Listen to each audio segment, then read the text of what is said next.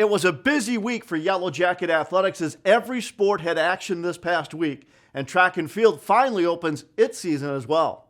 Tuesday night, the women's hockey team faced Augsburg. The two teams were dead even on shots throughout the night, but the Augies got on the board first in the first period.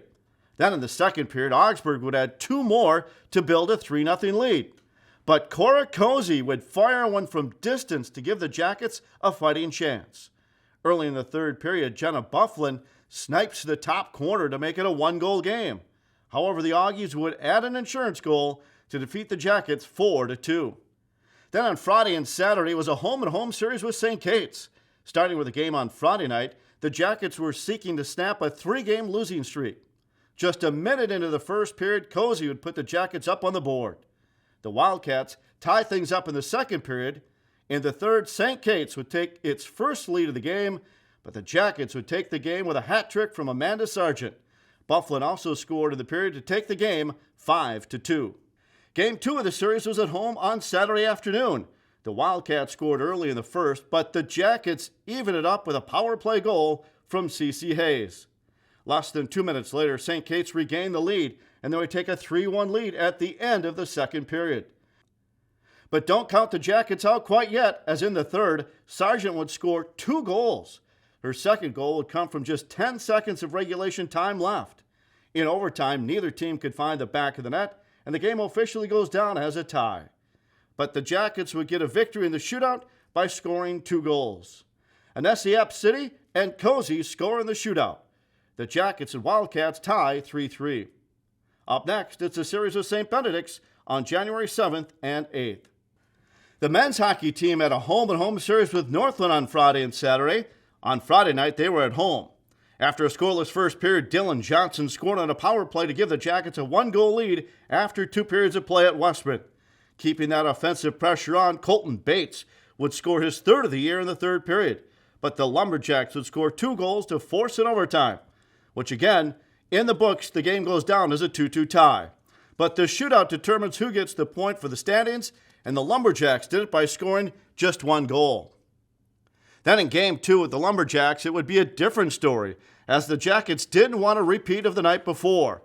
Freshman Reed Stark not only scored his first collegiate goal, but also had a hat trick, scoring the first 3 goals of the game, a natural hat trick.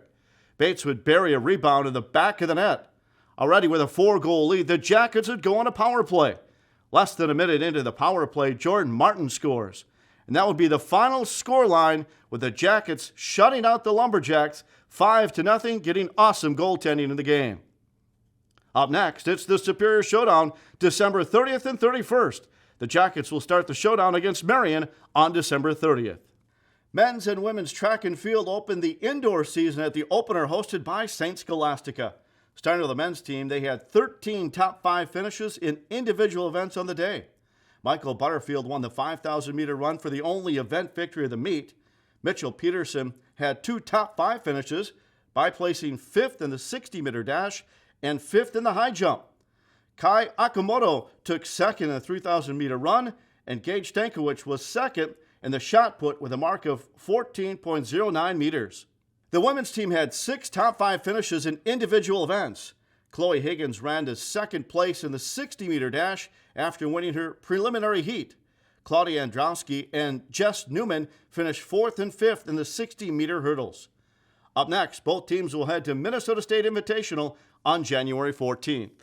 Friday was the UMAC Conference opening weekend for women's basketball. They would face the Bethany Lutheran Vikings.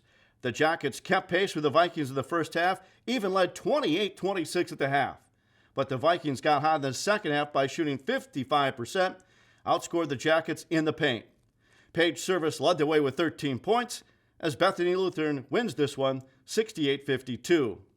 On Saturday afternoon, they would take on Martin Luther. It was a good day for the Jackets as 17 different players contributed to the win to snap a 5-game losing streak. The Knights would score first, but the Jackets quickly found their footing as they took a 39-27 lead at the half. Then in the third quarter, the Jackets would outscore the Knights 21-6 and control the fourth quarter to defeat the Knights 78-49.